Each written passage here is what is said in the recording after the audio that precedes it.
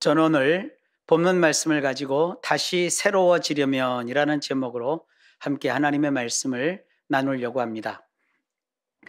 우리는 지금 모든 일에서 다시 새롭게 해야만 하는 시점에 서 있습니다. 코비드-19의 영향으로 우리 기독교 신앙뿐 아니라 사회, 정치, 경제, 과학, 문화, 예술, 하여간 모든 사회 각 분야에 모든 것을 다 망라해서 다 새롭게 시작되기를 꿈꾸고 있습니다. 이런 다시 새롭게 하는 중요한 출발은 그런데요, 바닥에서, 변방에서, 다시 말해서 중심의 둥치가 아니라 있어도 그만, 없어도 그만, 그래서 저 구석에다가 이렇게 내동댕이 쳐놓은 그러한 짜투리, 변방, 변두리, 가장자리에서부터 일어납니다. 아니, 변화가 중간에서, 중앙에서, 중심에서, 센터에서 시작되는 것이지 무슨 뜬금없이 가장자리에서부터 시작이 되느냐, 이게 근거가 있는 소리냐고요? 예, 근거 없는 소리면 제가 하질 않죠. 생명과학 분야에 보면 그 가장자리, 다시 말해 혼란의 가장자리라는 이론이 있어요. 카이오스 혹은 카오스 이론이라고 하거든요. 그리고 인공두뇌학에서 아주 그 권위적인 역할을 하는 그 수학자이고 공학자인 위너라는 박사는요. 그는 사이버네틱스라는 그러한 것을 창안하고 창시하면서 거기에서 이르기를 필수 다양성 법칙이라는 것이 있다고 했습니다.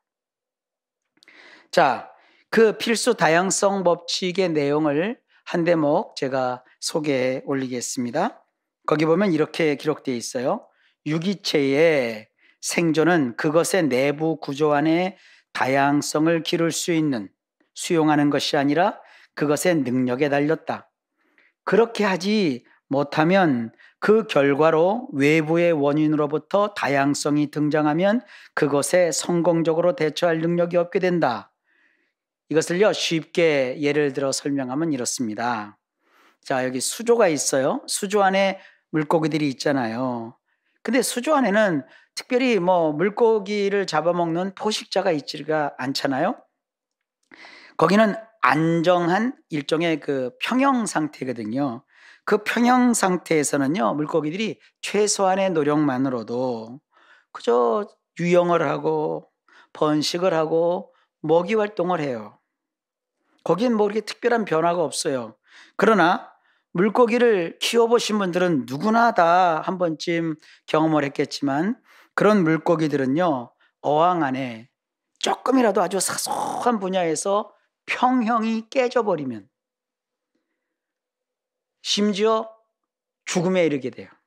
극도로 그 물고기들이 민감하게 되고 심할 경우에 병에 걸리고 죽기까지 한다고요. 그런데 야생에서 살고 활보하는 물고기를 보십시오. 여기에는 막 엄청난 일들이, 엄청난 도전과 모험이 있잖아요. 자신을 유지하기 위해서 훨씬 더 물고기들이 활동을 많이 해야 되고 수많은 무시무시한 뭐 상어 같은 그런 공격자들의 위협의 대상이 돼요. 하지만 그보다 더 숱한 다양성의 이 바다에서 사는 물고기들은 대처하는 경험이 있기 때문에 어지간한 문제 갖고 병에 걸리거나 어지간한 문제 갖고 죽거나 그러질 않는다고요. 그들은 심각한 도전과 마주할 때마다 약해지고 없어지는 게 아니라 오히려 더 지혜로워지고 강해진다고요. 자, 이런 것이 소위 말하는 필수 다양성의 법칙입니다. 그래프를 좀 잘 보세요. 이렇게 비례하고 있잖아요. 그러니까 우리가 환경 속에서 일정한 자극이 가해지면 가해질수록 인간이 무너지고 쓰러지는 것이 아니라 점점 향상돼 나간다는 거예요. 그래서 가장자리에서부터 사실은 큰 변혁이 일어나고요. 그리고 변화가 시작되는 거예요. 돌연 누가 그 명성과 권위를 앞세워서 앞에 등장해가지고 나를 따르라! 이래서 변화가 일어나지 않는다는 뜻입니다. 뭔가 남이 못 본 기막힌 발견, 기발한 생각이 있다고 해서 세상이 쉽게 달라지지 않습니다. 그냥 누구나 알고 있고 너무나 쉬운 상식이고 아주 많이 마르고 닳도록 봐서 익숙한, 그래서 무시하기 쉽고 평소 같으면 쳐다도 안 보고 궁금해하지도 않고 어딘가 휙 던져놔서 잊고 지냈던 그런 것에서 중요한 변화와 회복이 시작합니다. 가정에서도 마찬가지예요. 남편을 위한 아내의 수고, 자식을 위한 부모의 수고, 평상시에는 무시당하잖아요. 아내가 그 아침에 혹은 어떤 식사 때 음식을 준비해서 사랑하는 가족에게 이렇게 제공하는 일이 그렇게 쉬운 일 아닙니다. 아주 중요한 일입니다. 하찮은 일 아닙니다. 또 사랑하는 그 자녀들, 또 사랑하는 손주, 손녀 얼마나 고단하고 힘드십니까? 허리도 아프고 몸도 막 으서지고 바스러지는 것 같은데 아무리 수고해도 내 수고를 알아주지 않고 막 그러잖아요. 근데요, 그렇게 변두리에 있고 가장자리로 내몰리고 짜투리 인생 같고 말이죠. 그러나 거기에서 한 가정의 변화가 시작되고 변혁이 시작하고 기적이 일어나기 시작하는 거예요. 그 가장자리에는 엄청난 겁니다. 앞에 나서서 중심에서 큰 소리 치고 중심에서 내가 다 했다고 하면 그건 변화가 일어나지 않아요. 공격을 받아요. 그러나 이 하찮고 아무것도 아닌 것 같고 이런 것에서 큰 변화의 능력이 나타나는 거예요. 사실 참된 믿음은요, 남이 모르고 나만 아는 뭔가 대단한 그런 것에 달려있지 않습니다. 무슨 요한계시록을 연구하고 거기서 깨달은 기가 막힌 발견, 그것 때문에 내가 엄청난 그리고 대단한 신앙인이 되고 그런 것이 아니라고요. 우리가 너무 자주 듣고 너무 자주 접해요. 정말 마르고 닳도록 그냥 너무너무 하찮아 보여서 귀퉁이에 던져두고 평상시에는 잊고 지내는 그런 것에 참된 믿음이 놓여 있는 거예요. 혼란스럽거나 헷갈릴 때 우리를 바르게 붙잡아 줄 수 있는 것은 오직 하나입니다. 우리의 신앙의 절대 기준은 이거 하나입니다. 성경입니다. 물론 이단과 사이비도 이 성경 가지고 있어요. 그래서 그들은 이 성경 가지고 이단도 되고 성경 가지고 사이비도 돼요. 그리고 그들도 오직 성경이라는 말을 함부로 써요. 여러분, 그런데 오직 성경이라고 했을 때 그것은 이 성경책 한 권만 달랑달랑 가르치는 게 아니에요. 이 성경 하나만 붙드는 것이 오직 성경, 그걸 얘기하는 게 아니라고요. 오직 성경이라고 했을 때 그것은 이런 의미입니다. 우리에게는 이 성경이 있고 또한 동시에 이 성경을 성경답게 바르게 해석하는 성경 해석의 원칙과 성경을 바르게 해석하는 여러 도구가 있다. 이것을 다 포함한 얘기라고요. 오직 성경이라는 말 속에는요. 성경 기록 원어인 헬라어와 시브리어가 있고요. 그리고 성경 해석 도구인 각종 성경 주석, 또 성경 사전 이런 게 있고요. 2000년의 교회 역사에서 치열한 신앙 논쟁을 통해서 확고하게 자리한 기독교 전통이 있고, 그리고 명확한 교리가 있어요. 그리고 종교개혁자인 칼빈이나 루터, 부처, 이 불교에서 말하는 그런 부처가 아니고 저 유럽 사람 이름인 부처, 이런 분들, 이런 놀라운 신학자들, 성경학자들이 정립해서 내놓은 각 신앙 고백서, 그리고 세상 문화와 기독교 신앙 사이에서 우여곡절을 겪은 끝에 지내온 2000년 동안에 흘렀던 교회의 역사, 이걸 기독교회사라고 하거든요. 이런 숱한 성경 해석 도구들이 있어요. 그러니까 이 성경만 가지고 있는 것이 아니라 이 성경을 볼 수 있는, 제대로 볼 수 있는 여러 성경 해석의 도구들을 다 포함해서 솔라 스크립투라라고 하는 거예요. 오직 성경은 그런 의미예요. 다른 거 다 필요 없고, 주석도 안 본다, 뭐도 필요 없다, 그냥 성경만 본다. 얼마나 우스운 일들이 벌어지는데요. 성경에 보면 그룹 천사라는 게 있잖아요. 이 그룹 천사는요, 케루빔이라는 원어가 있거든요. 이 케루빔은요, 하나님의 보좌를 호위하는 특별한 역할을 하는 일종의 호위 무사와 같은 이런 천사이거든요. 근데 그 천사를 중국식으로 번역했을 때 이걸 그룹이라고 했어요. 근데 이런 것들 모르고 성경을 보면서 이 그룹 천사라고 돼 있으니까 그 그룹이 GROUP, 그 그룹인 줄 알고 그룹가 있다고요. 사람들이 배우고 대단하다 이러고 또 빠지고 있어요. 정말 조심해야 돼요. 가장 중요한 것이 있어요, 성경 해석에. 그게 뭐냐 하면 하나님이신 성령님의 조명하심이에요. 말 그대로 조명이에요. 빛을 비추어서 어두운 곳에 있을 때 뭔가를 우리가 볼 수 있게 하는 거, 그게 조명이라고 하잖아요. 이런 성령의 조명하심이 있어야 돼요. 이 성령의 조명하심은요, 기도하지 않으면 켜지지를 않아요. 기도하지 않으면 성령의 조명을 받질 못해요. 성경은요, 누구나 읽을 수 있지만 아무나 제멋대로 해석해서는 안 되는 책입니다. 저 같은 설교자라도 늘 기도의 불을 끄지 않고 살려고 아주 애를 쓰고 있어요. 밤낮 시간을 내서 다양한 연구를 위해 동시에 성경을 보는 안목을 계속 키우고 있어요.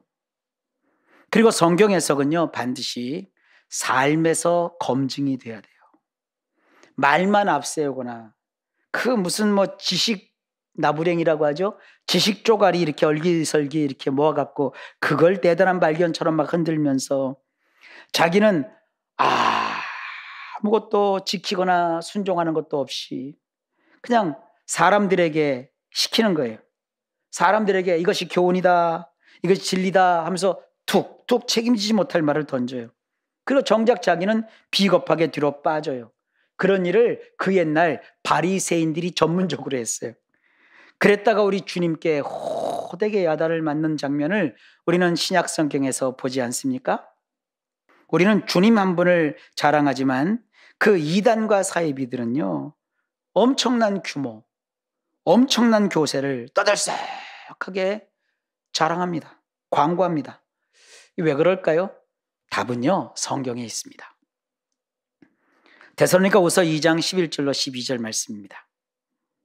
이러므로 하나님이 미혹의 역사를 그들에게 보내사 거짓 것을 믿게 하심은 진리를 믿지 않고 불의를 좋아하는 모든 자들로 하여금 심판을 받게 하려 하심이라. 여기서 심판이라고 하는 것은요, 이렇게 갈라놓는 거예요. 분리하는 거예요.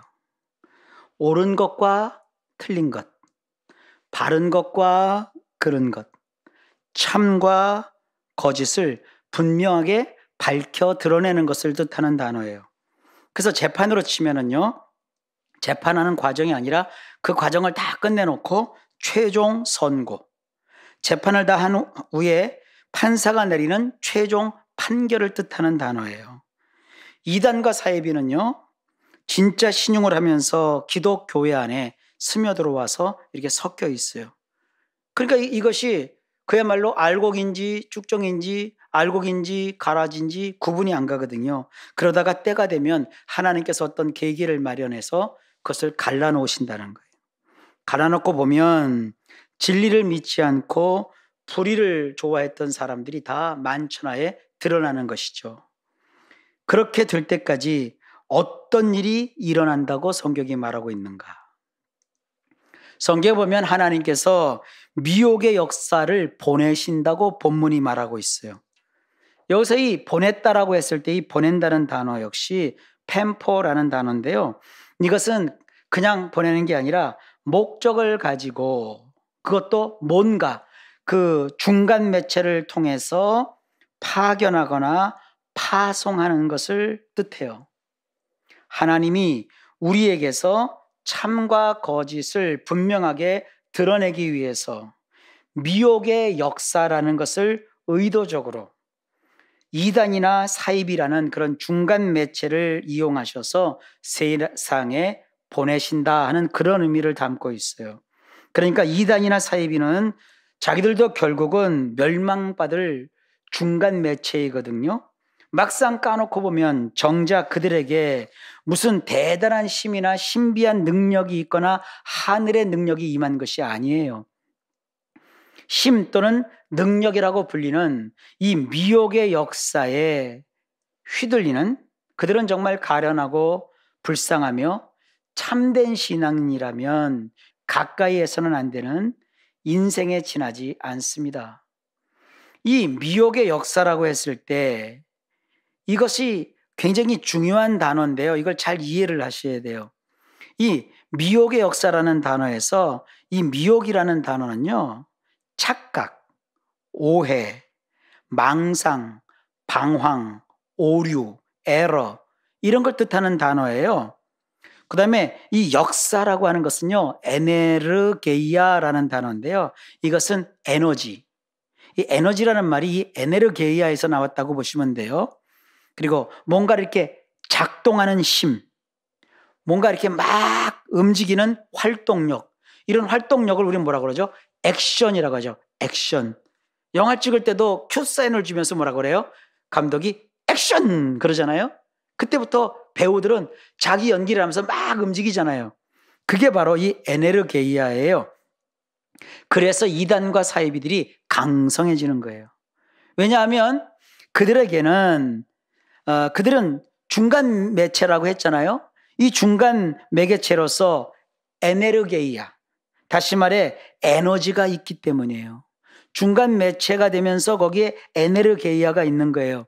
미혹의 에네르게이아, 이 착각과 오해와 망상과 방황과 오류, 에러의 그 에네르게이아가 그들 속에 있는 거예요. 그래서 이것이 작용하면 겉으로 볼 때는요, 그들이 막 액션하는 어떤 파워가 있어 보이는 거예요. 사람을 끌어들이는 흡인력, 한 번 들어가면 못 빠져나오게 꽉 붙잡아 놓는 어떤 장악력, 거기에 빠진 사람으로 거짓 것을 믿게 하는 어떤 호소력, 사람으로 홀리게 하는 어떤 마력, 외부의 다른 사람들의 말은 듣지 못하게 하는 어떤 차단력, 그리고 가진 것을 톡톡 다 털어서 바치게 하는 어떤 빨판력, 자신이 속한 집단이 세상 최고인 줄 알게 하는 착각력, 사람들을 억지로 끌어내어 남 신세까지 망치는 유인력, 이런 기타 등등 각종 온갖 에네르게이아가 응축되어 있는 것이 바로 이 미혹의 역사라는 에네르게이아, 이 에너지 덩어리예요. 그에 비해 참된 신앙을 가진 우리는 어떻습니까? 우리는 그런 에네르게이아가 있는 게 아니에요. 우리에게도 에너지가 있긴 있어요. 그것은 그냥 에네르게이아가 아니라 우리가 있는 것은요, 성령이 주시는 권능이 있어요. 권능. 이 권능이라는 능력은요, 순간 힘을 좀 발휘하다가 좀 쓰고 나면 완전히 광탈하는 무슨 충전지 같은 에너지가 아닙니다. 이건 듀나미스라고 하는 에너지예요. 듀나미스. 이 듀나미스는요, 두 가지를 생각하시면 돼요. 하나는 다이나마이트 같은 파괴력입니다. 이것은 나의 부정적인 자아와 그릇된 행실을 깨서 부숩니다.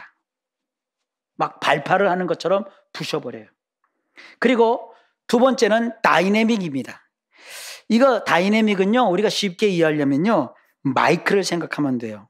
지금 제가 설교 때 쓰고 있는 이 좋은 마이크, 이 마이크는요, 다이내믹 마이크입니다. 상식적으로 마이크는요, 보통 두 종류가 있어요. 하나는 콘덴서 마이크가 있고요. 또 다른 하나는 다이나믹 마이크가 있어요. 이 콘덴서 마이크는 뭐냐? 이 소위 말하는 건전지를 집어넣어야 돼요. 건전지가 아니면 이 콘덴서 마이크는 48V 되는 팬텀 파워라는 것을 그 믹서를 통해서 공급을 해줘야 작동을 해요. 흡입력은 참 좋아요, 이 콘덴서 마이크가. 그러나 제가 쓰고 있는 이 다이내믹 마이크는요, 건전이나 팬텀 파워 공급이 없어도 잘 작동이 돼요. 그리고 음질이 아주 부드럽습니다. 이런 것이 바로 다이내믹이라는 것을 우리가 떠올릴 때 생각하면 되는 거예요. 이 듀나미스는요, 우리가 막 하나님께 졸라서 달라고 해야 주시는 그러한 것이 아니에요. 이 듀나미스는 우리가 따로 받을 필요가 없어요. 왜냐하면 이미 예수님을 마음으로 믿어 입으로 고백한 사람은 그리스도인이 된 것이고, 모든 그리스도인 안에는 우리 주 예수님께서 보내주신 성령님이 와 계시기 때문에 우리는 듀나미스를 따로 구해서 받을 필요가 없어요. 여기저기에서 사람들이 자꾸 성령님을 보내달라고 하는데, 이것은요, 옛날 그 비니아드 계통의 그 어떤 그 유행했던 그 복음성 CCM 노래의 영향이 큰 것 같아요. 성령님을 보내달라 해서 성령님이 오시고, 이제 필요 없습니다 하고 가시고, 그렇게 하는 분이 성령님이 아니에요. 성령님을 강하게 체험하는 것을 우리는 뭐라고 하느냐, 삔뿔레미의 충만이라고 표현을 해요. 삔뿔레미. 그런데 이 삔뿔레미라고 하는 것은요, 보통 우리가 함께 모여서 예배할 때, 그리고 모여서 막 뜨겁게 기도할 때, 이것은 특징이 일시적이에요. 그때예요. 그 다음에 집단적으로 일어나요. 그것이 바로 성령님의 활약이고 활동이에요. 그 자리에는 예수님을 영접하지 않은 사람이 혹시 그 자리에 왔다 할지라도요, 이 분위기 자체가 뜨겁고 마치 장작불을 피워놓은 것 같은 그러한 열정이 가득하기 때문에 예수를 안 믿는 불신자가 와도요, 그 분위기에서 뭔가 막 뜨거운 이런 신비 체험을 하기도 해요. 이 삔뿔레미를 우리 성경은 그냥 충만이라고 번역을 했어요. 그래서 성경을 제대로 연구하지 않거나 잘 모르는 사람들은 성령 충만 이렇게 하면 뭔가 막 에너지가 막 생기고 힘과 파워가 느껴지고 막 이러는 삔뿔레미만을 성령의 충만이라고 생각하고 그걸 주장하고 충만해야 될 때 이 삔뿔레미만 생각을 해요. 그냥 막 화끈하고 후끈후끈하고 막 으쌰으쌰거리고 불타오르는 것만 성령의 충만, 성령의 역사라고 생각을 해요. 여기서 우리가 잘 생각해야 돼요. 물론 그것도 있어요. 하지만 그것이 다가 아니에요.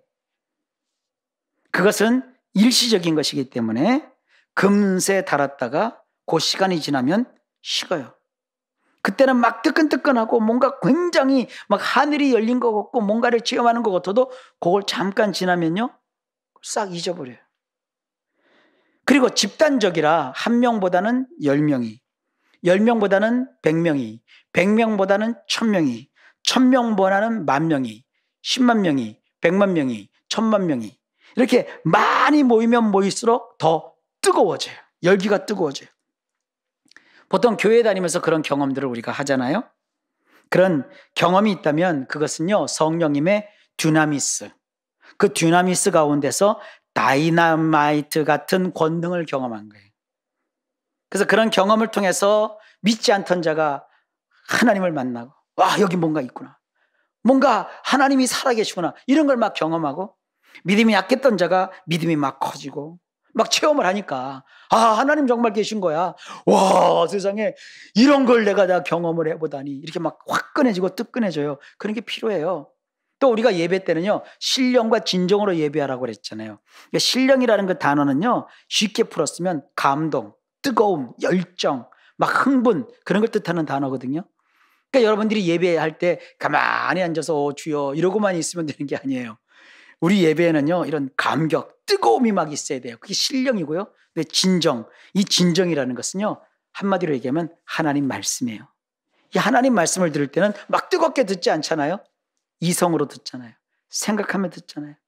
돌이키잖아요. 말씀을 듣고 막 의지적으로 결심하고 결단하잖아요. 이런 것이 아주 신앙에 있어서 균형 잡힌 것, 소중합니다. 잊지 마시길 바랍니다. 그렇지만 그런 분위기, 그런 화끈거림, 그런 열정이 모두 성령의 듀나미스, 권능이라고 말할 수는 없어요.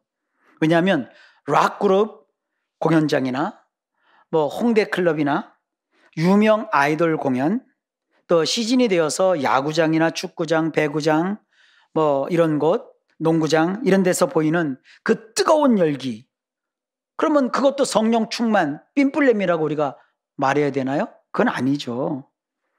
성령님이 주시는 듀나미스, 이 듀나미스의 또 다른 한 측면은 다이내믹한 한 권능이에요. 이 다이내믹 권능은요, 이 부분을 사실은 성경은요 보다 더 심주어 강조합니다. 주님이 오시는 그날까지 영구적으로, 이건 일시적인 게 아니에요. 영구적으로 개인이 하나님 앞에 기도하고 말씀을 읽고 말씀을 묵상하고 설교를 듣고 감동을 받고 가정에서 모여 예배하고 성도들이 모여 함께 교제하는 가운데 우리를 인격적으로 성숙하고 또 감화와 감동을 느끼게 하고 삶을 결단하고 남에게 베풀고 또 참고 인내하고 서로 끝까지 사랑하고 남을 칭찬하고 격려하고 이런 일들을 성령님이 우리 속에서 계속 하도록 함께 하시는데 그때 성령이 주시는 힘이 있어요. 그것이 플레로라고 하는 겁니다. 이것도 역시 우리 성경은 그냥 충만이라고 번역을 했어요. 그러니까 아까 삔뿔렘이도 성령 충만이고요. 지금 이 플레로도 성령 충만입니다. 그러니까 우리가 같은 말이라도 뜻이 다르고 또 용도가 다르니까 잘 이해하시는 것이 필요합니다. 저는 그래서 이 삔뿔렘의 충만을요, 화끈 충만, 그리고 플레로의 이 충만을 조용 충만이라고 여러분들이 기억하셨으면 좋겠어요. 화끈한 충만, 조용한 충만. 이 화끈 충만은요, 없으면 안 돼요. 어쩌다 일주일에 한 번이나 두 번 정도면 족하고요. 그러나 이 플레로의 이 조용한 충만은 매일 매일 이어져야 합니다. 쉽게 말해 매일 감사하고 매일 주님 안에서 보람을 느끼며 아주 작고 사소한 것에서 희열과 즐거움을 느끼면서 항상 기뻐하고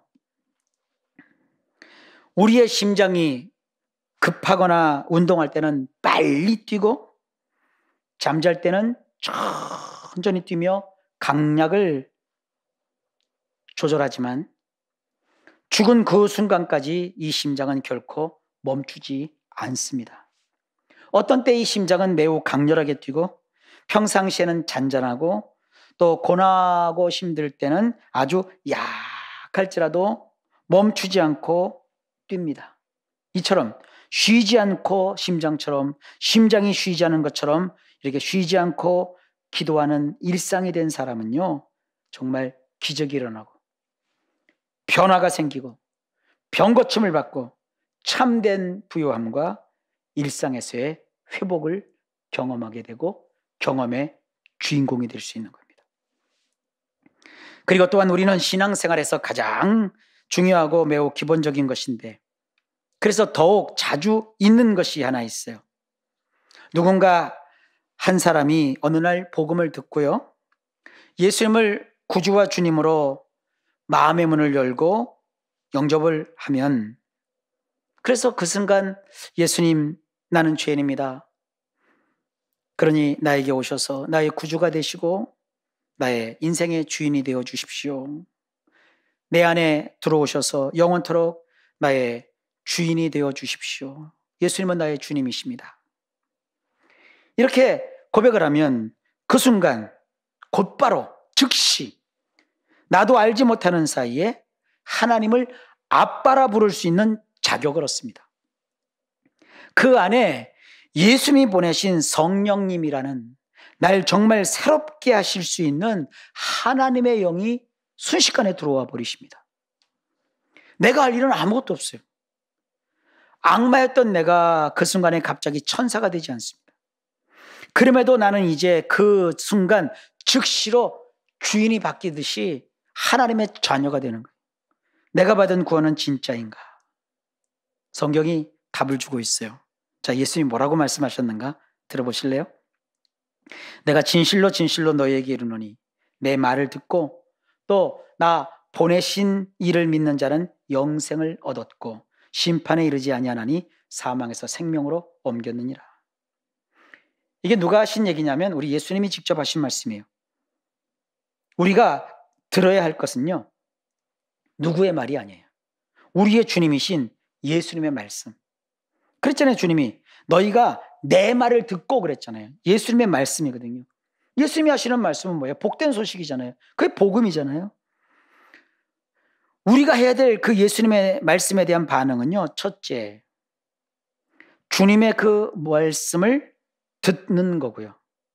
경청하는 거죠. 둘째, 그 예수님을 보내신 분이 우리들의 하나님 아버지이시라는 것을 믿으면 돼요. 그러니까 예수님이 그냥 와서 막 자기 생각을 얘기하신 게 아니라 예수님이 하나님으로부터 보냄을 받으신 분이신데 하나님이 하신 말씀을 우리에게 전달해 주고 있는 거구나. 이렇게 반응하면 되는 거예요. 그걸 성경은 믿음이라고 말하고 있습니다. 예수님을 보내신 이는 누구시죠? 성부, 성자, 성령, 성삼위일체 하나님은 하나님이라는 한 본질 안에 계시면서 각각 하시는 사역이 고유하셔요. 예수님을 보내신 분은 누구냐? 성부 하나님이세요. 우리가 그 성부 하나님을 뭐라고 부르죠? 하나님 아버지, 혹은 아버지 하나님, 혹은 아빠, 우리가 이렇게 부르잖아요. 주님이 하신 이 구원의 복된 말씀을 듣고 그 순간 그 자리에서 예수님은 보통 분이 아니구나. 단순한 그런 인간이 아니시구나. 예수님은 하늘에 계신 하나님 아버지께서 우리를 위해 이 땅에 보내주신 독생자, 하나님의 외아들, 성자 하나님, 그분이시구나. 이렇게 믿으면 되는 거예요. 더는 다른 조건이 없어요. 우리가 구원을 받는 데 있어서 아주 쉬운 거예요. 듣고 믿으면 그만이에요. 그래서 이 구원의 진리를 너무 사람들이 쉽게 여겨가지고요, 저 멀리 툭 하고 던져놓고 다른 것을 찾아다녀요. 100일 작경 기도를 해야 구원을 받고, 재산을 다 팔아 가난한 사람에게 나눠줘야 구원을 받고, 평소에 아주 정결하게 살아야 구원을 받고, 교회 앞마당을 빗자루로 하루에 2번씩 쓸어야 구원을 받고, 그런 것이 아니에요. 오직 주님을 믿기만 하면 누구든 구원을 틀림없이 명료하게 분명하게 받습니다. 주님을 믿는 자에게 근데 무슨 일이 일어난다고 주께서 말씀하셨나요? 성경이 말하죠. 주님이 하셨잖아요. 믿는 자는 영생을 얻었다라고 말씀합니다. 여기서 얻었다는 말은요, 에코라는 헬라어인데 이것은 현재형으로 되어 있거든요. 현재, 영생 풀었으면 영원한 생명, 영원한 조회를 획득했다라는 의미예요. 내일 얻을 것이라 이런 게 아니에요. 예수님을 믿는 그 순간, 그 현재의 시간에, 현재의 순간에 이미 영원한 생명을 얻었다는 거예요. 누구 얘기라고요? 예수님 얘기예요. 예수님이 분명히 말씀하셨으면 그거로 된 거 아닙니까? 근데 자꾸 여기다가 왜 토를 붙이고 주석을 달고 이렇게 얘기를 합니까? 그리고 주님이 말씀하셨어요. 심판에 이르지 아니한다 그랬어요. 오늘 심판이라는 말이 자꾸 나오는데 이건 또 다른 얘기예요. 다른 단어입니다. 이 대목을 많은 분이 제대로 이해를 잘 못하시더라고요.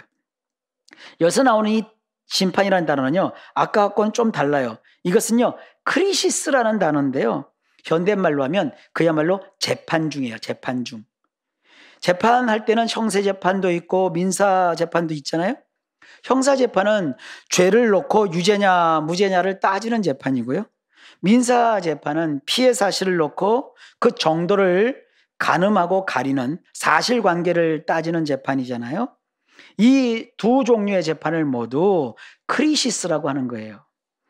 내가 살아온 삶의 어떠한 내용, 삶의 질, 살아온 삶의 어떠한 자취, 내가 져온 삶의 무게, 그것의 시시비비를 확실하게 억울한 점 하나 없이 아주 공정하고 공평하게 판단을 받는 그날이 온다는 말씀이에요. 소위 그 날을 백보자 심판이라고 신학적으로 얘기를 합니다. 혹은 이것을 정죄의 심판이라고도 말하고 있어요.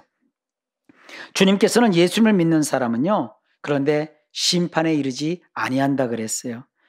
이것은 심판을 받지 아니한다 뭐 이렇게 해석해도 되지만 그 말보다는요, 심판이라는 것을 여기서는 부정적으로 예수님이 말씀하시는 거예요. 이 심판이라는 크리시스가 있는데 이 크리시스에 이르지 아니한다. 크리시스가 없다 이런 뜻이 아니에요. 크리시스에 이르지 않게 된다. 이런 의미를 갖고 있거든요. 자, 그럼 조금 더 들어보셔야 돼요.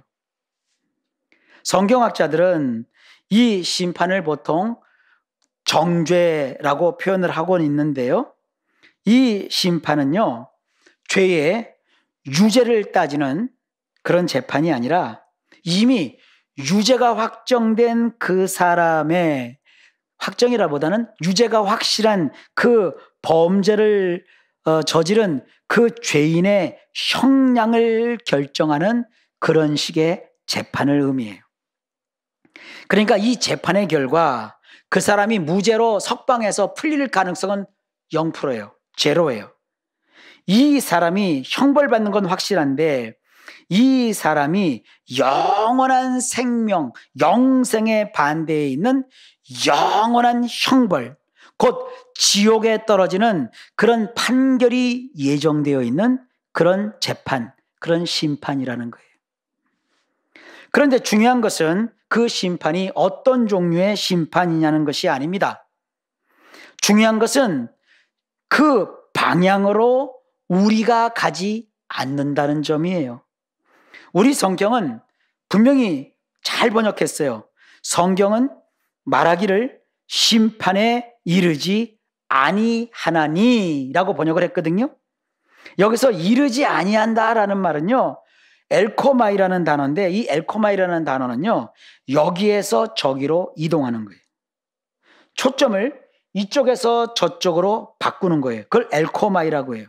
그러니까 예수님을 믿어서 영생을 소유한 구원받은 우리들은 삶의 진행 방향이 그 심판, 크리시스를 향해서 저벅 향하여 걸어가지 않는다는 뜻이에요. 그래서 원어로 이것을 보면 현재형으로 되어 있거든요. 심판은 미래의 일이잖아요. 근데 현재 나의 인생의 진행 방향은 그 심판 쪽이 아니라는 거예요. 이것이 중요한 거예요. 우리는 심판을 향해 가는 자가 아니라 이미 예수님 안에서 살 길을 찾은 자고 살 방법도 얻은 자예요.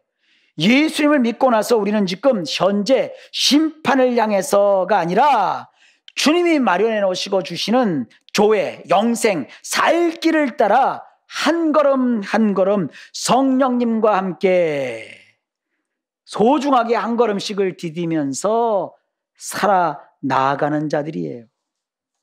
심판에 이르지 아니한다 하는 이 표현은요, 현재 일어나지 않은 미래의 심판을 염려하거나 심판받지 않으려고 무슨 대단하거나 특별한 행동을 해야 된다는 것을 의미하지 않는 거예요. 지금 나의 현재의 삶을 심판에 이르지 않는 방향으로 예수님을 믿는 그 순간부터 구원받은 우리는 잘 생명의 길을 살아간다는 그런 뜻입니다. 그렇다면 심판으로 가는 행동이 무엇일까요? 아주 명확합니다. 성경에 여러 군데 있지만 그중에 대표적인 한 구절만 이 시간 소개할게요. 요한계시록 21장 8절입니다.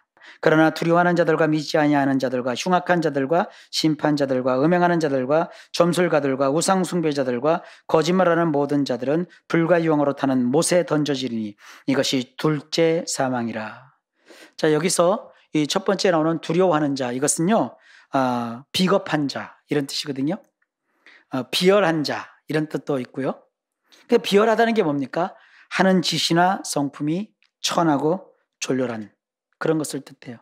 그러니까 예수를 믿고 구원을 받은 우리들은요, 이런 쪽으로, 이 졸렬한 쪽으로, 비열한 쪽으로, 이 비겁한 삶을 살지 않는 거예요. 이런 쪽으로 우리가 가지 않고요. 다른 생명의 삶을 사는 거거든요. 그리고 믿지 아니하는 자라는 건 뭐냐면요. 믿음 없이 사는 것을 뜻해요. 우리는 믿음 없이 사는 사람과 같지 않잖아요. 우리는 하나님을 믿잖아요. 누가 하나님에 대해서 자꾸 안 좋은 소리라면 우리는 가슴이 철컹하고 내려앉잖아요. 그 사람을 위해서 기도하게 되잖아요. 아, 왜 저분이 저럴까? 하나님 불쌍히 여겨주세요. 저분도 우리 하나님을 정말 만나서 이 좋으신 하나님과 함께 살았으면 좋겠어요. 우리 이렇게 믿음의 길을 걸어가잖아요. 그 다음에 여기 흉악한 자라고 나오잖아요. 이 흉악한 자라는 것은 뭐냐면요. 역겨운 짓, 더러운 행동, 이 악취가 나는 거 있잖아요. 그런 것을 이 흉악한 자라고 우리 성경은 번역한 거예요. 우리는 삶에서 무슨 향수를 뿌려서 향기가 나는 게 아니라 삶 자체가 향기 나는 삶을 우리가 추구하잖아요. 가장 좋은 향기가 뭐예요? 예수 향기잖아요. 우리의 삶에서 예수님의 향이 나타나기를 우리가 바라고 있지 않습니까? 그 다음에 여기 살인자들이 나오죠. 그야말로 사람을 죽이는 거예요. 뭐 형벌 받고 있는 그런 사형수들, 뭐 살인범들 그것만 뜻하는 게 아니고요. 우리 일상에서 미워하는 것도 살인이라고 했거든요. 그러니까 우리는 남을 미워하고 저주하는 그런 삶이 아니라 할 수만 있거든 서로 화목하고 화합하고 원수를 맺지 않고 이런 삶을 향해 우리가 살아가잖아요. 그 다음에 여기 음행하는 자가 나오잖아요. 이것은 성범죄를 행한다 이런 뜻이거든요. 성적으로 성결하고 정결한 삶을 우리는 살아야 마땅하지 않습니까? 자, 그 다음에 점술가들이 있어요. 이 점술가들은요, 흑마술, 또 주술, 그 다음에 뭐 마약, 약쟁이 이런 걸 뜻하는 단어거든요. 우리 그런 쪽으로 삶을 살지 않지요. 그 다음에 여기 우상숭배자라는 단어가 나오죠. 이것은요, 거짓 신을 추종하는 그런 숭배자, 사탄 숭배자, 또 이단, 사이비. 우리 그런 쪽으로 우리 관심을 돌리지 않잖아요. 그 다음에 마지막으로 거짓말하는 자. 이것은요, 참과 반대 방향에 있는 자 이런 뜻이거든요. 뭐 거짓말을 하고 막 이런 것보다는 여기 참이라는 게 있어요. 진리가 있잖아요. 옳은 것이 있는데 그건 내비로 두고 항상 그 참되고 옳은 곳에서 반대 방향에 있는 자. 우린 그렇게 살지 않는다는 거예요. 예수님을 믿으면 그 순간부터 이런 심판으로 가는 길에서 돌이키기 시작합니다. 갔다가도 깨닫고 돌아섭니다. 그런 것이 우리에게 또 다가오면 피해서 갑니다. 그리고 우리는 길이 아니라는 것을 깨닫으면 이제는 그 길로 가지 않습니다. 바른 길이 아닌데 가면 갈수록 또 손해보는 거 우리 알고 있지 않습니까? 아니다 싶으면 그 길에서 나오면 되는 거예요. 그래서 결국 주님이 말씀합니다. 사망에서 생명으로 옮겼느니라. 여기서 이 단어도 중요해요. 사망에서 생명으로 옮겼느니라고 했을 때 이 사망이라는 것은요, 육체의 죽음 혹은 법적으로 내려지는 사형 선고, 그리고 조금 전에 읽었지만 둘째 사망, 영원한 심판이죠. 지옥 가는. 그 다음에 일상에서 걸리는 중한 질병을 사나토스, 이 죽음에 이르는 병을 사망이라는 식으로 표현하는 거예요. 그리고 여기서 조회, 생명이라는 단어가 나오는데 이것은 조회라고 하거든요. 이건 살만 나는 거고요. 여기서 설명을 들어야 될 게 뭐냐면 메타바이노라는 단어인데 이것을 우리 성경은 옮겼다라고 번역을 했어요. 이 옮겼다라고 번역한 이 단어는요, 상태, 장소, 형편이 이쪽에서 저쪽으로 바뀌는 것을 뜻해요. 그러니까 사망이 끝, 생명이 시작, 이런 의미예요. 그러니까 예수를 믿으면은요, 어떤 일이 발생하는 겁니까? 이제 죽을 일이 끝나고 살 일이 펼쳐지는 거예요. 죽음이 끝나고 생명이 시작되는 거예요. 이게 예수 믿는 거예요. 언제 이런 일이 발생합니까? 예수님의 복음을 듣는 그 순간 즉시 시작되는 거예요. 이를 위해 우리가 해야 될 일이 뭘까요? 전혀 없어요. 그래도 할 일이 있잖아요. 이렇게 물어본다면, 굳이 꺼낸다면 그냥 믿는 거예요. 나에게서 이제 사망이 끝나고 생명이 시작됐다. 내가 하는 게 아니라 예수님이 그렇게 시작하셨다. 그냥 이게 믿는 거예요. 신뢰하는 거예요. 여기서 믿는다는 것은요, 이런 뜻이에요. 우리 속으로 갖고 있는 어떤 지식, 인식, 가치관, 판단, 신념, 이런 것을 가지고 상대방을 신뢰하는 거예요. 상대에 대한 믿음을 갖는 거예요. 그를 의지하고 그를 의존하는 거예요. 이런 단어를 믿는다고 오늘 본문에서 표현하고 있습니다. 우리가 다시 새로워지는 길은요, 지금 어렵고 힘들다고, 왜 이렇게 고단하냐고, 정답도 없는 이런 무릎을 계속 물을 것이 아닙니다. 그리고 스스로 마음골을 파면서 힘들어할 것이 아닙니다. 예수님의 말씀에 귀를 기울여 듣고, 지금 주어진 현실에서 나는 심판의 길로 혹시 가지는 않는지 다시 한번 나 자신을 점검해보고, 예수님을 내 속 마음을 다 드러내놓고 지내는 가까운 친한 친구처럼 주님을 사귀면서 성경 말씀을 통해 주시는 삶의 지혜를 얻어 매주, 매일, 매 순간 친숙한 일상을 살면서 해결할 것이 있으면 계속 노력하여 기도하면서 해결해 나가면 되는 거고요. 물리쳐야 할 것이 있으면 주님께 이길 힘과 지혜와 용기를 달라고 구하면서 힘껏 응전하면 되고요. 준비할 것이 있으면 최선을 다해서 준비하면 되고요. 가까운 사람과 화목하며 지내는 그런 일상을 우리가 살아가면 거기서부터 회복이 시작되는 거예요. 평범한 일상, 정말 짜투리 같은 이 변두리에서 회복이 시작됩니다. 올해 이런 회복하시는 이런 놀라운 주님 주시는 축복의 주인공이 다 되시기를 예수님의 이름으로 축원합니다. 기도합니다. 은혜와 자비의 하나님, 평범한 일상이 바로 우리가 회복할 수 있는 가장 좋은 장소인 것을 알게 하시니 감사합니다. 이 회복의 축복을 우리 모든 성도가 받아 누리게 하옵소서. 예수님 이름으로 기도하옵나이다. 아멘.